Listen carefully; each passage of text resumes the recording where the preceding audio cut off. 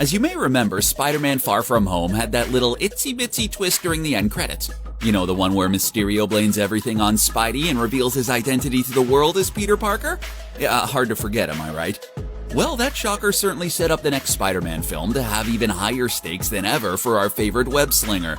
All of society, including law enforcement, is now set against him. And to make it worse, Peter Parker's enemies all know his identity. Before you get too worried, however, there's a silver lining for Marvel fans everywhere.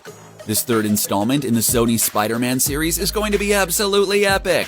It's worth considering that the immense danger facing Spider-Man is inevitably going to push him to another level of superhero-dom. He's going to have to perfect his power and abilities if he's going to come out of this alive.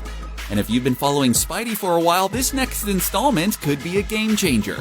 However, even if Peter steps up his game to the next level, he probably won't be able to survive without help. In fact, we think it's fair to say that he's going to need some serious assistance to get out of this debacle. That means Spider-Man's gonna have to team up with someone else if he's got any Spidey sense left in him. I have an idea as to who he might turn to, and we'll give you a quick hint. This guy owes Spider-Man a pretty big favor. If you guessed Doctor Strange, hey, you're right on the money. Strange was rescued by Spider-Man and Iron Man, and if not for the quick reflexes of Spidey, Strange would be floating somewhere in outer space. Sounds like a great way to make a powerful friend, Spidey. Given the dire situation for Parker, he should probably ask Strange to return the favor.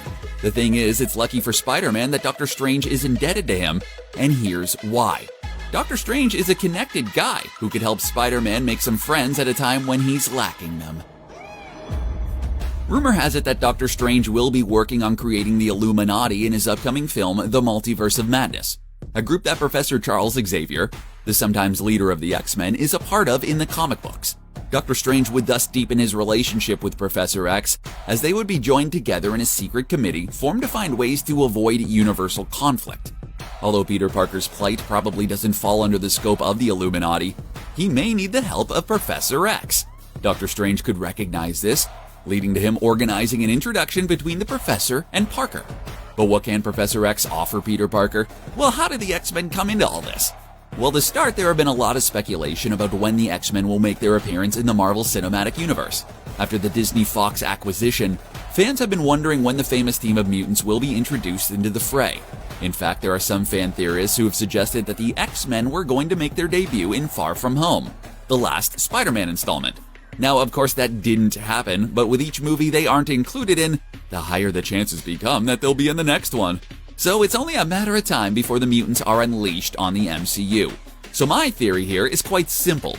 Spider-Man is in need of protection, and Professor X and the X-Men need a grand entrance. So what could be a better way to satisfy two plot needs than with an awesome post-credit scene? An introduction between Spider-Man and the X-Men to end the film would build an incredible amount of anticipation for the following film. I mean, after that crazy ending to Spider-Man Far From Home, this is the most obvious way that Marvel could outdo themselves, making all of our dreams come true in the process. Plus, the fact of the matter is, Professor X and the X-Mansion offer the perfect haven for a Spider-Man on the run. If anyone's equipped to protect a very vulnerable Peter Parker, it's Professor X.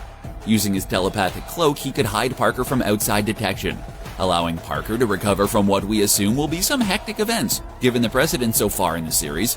Plus, the X Academy is located in New York, so it would be within reach for an exposed Spider-Man fighting for survival. Are you picking up what I'm putting down here? Good. Because here's the fun part most of you have been waiting for. If my hunch is right and the X-Men make their appearance in the upcoming Spider-Man film, what will this scene actually look like?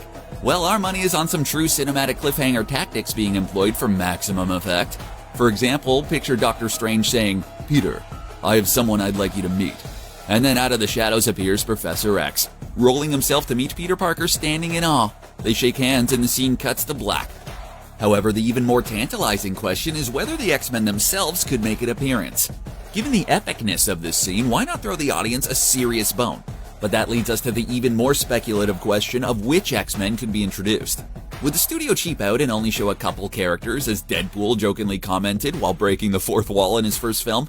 Or could Spidey get to walk in on the X-Mansion and be introduced to each of the X-Men, allowing us fans to see what they look like? Imagine the camera slowly panning over them one by one. I'll leave the possibilities up to your imaginations, but please, let me know your wildest, Spideyest predictions in the comments below.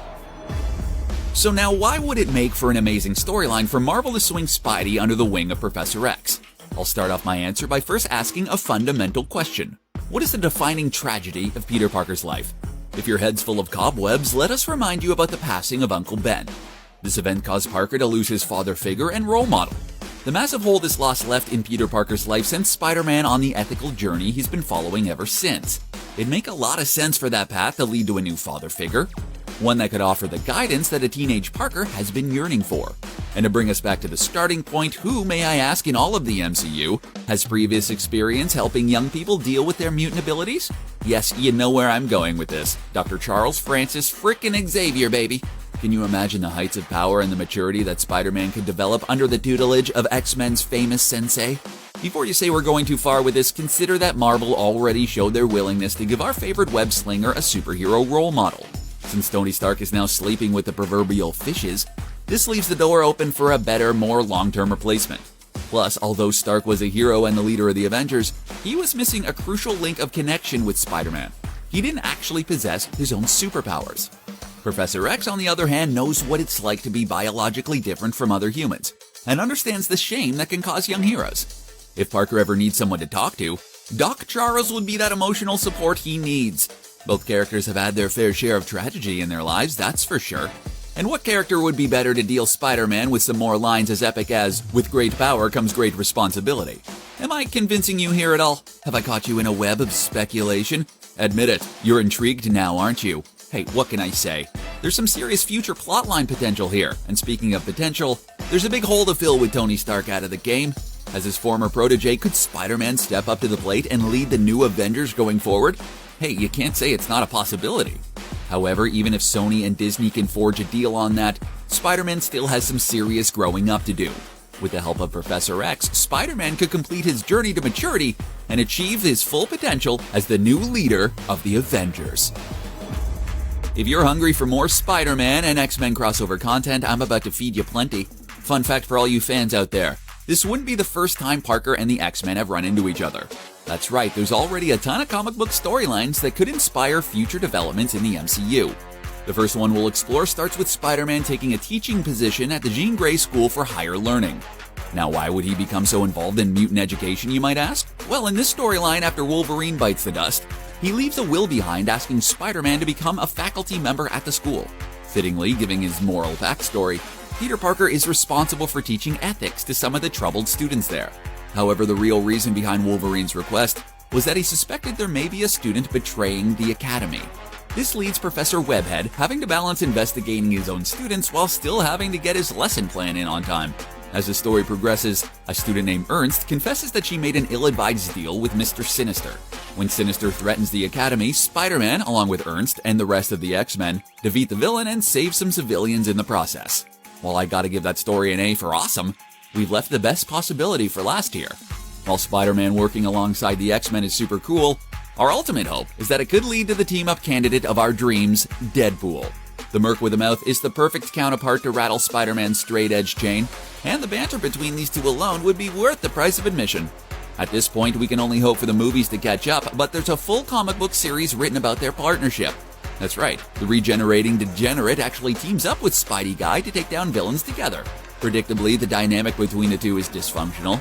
Deadpool loves hanging out with Spider-Man, while Spider-Man hates the crass and immoral Deadpool.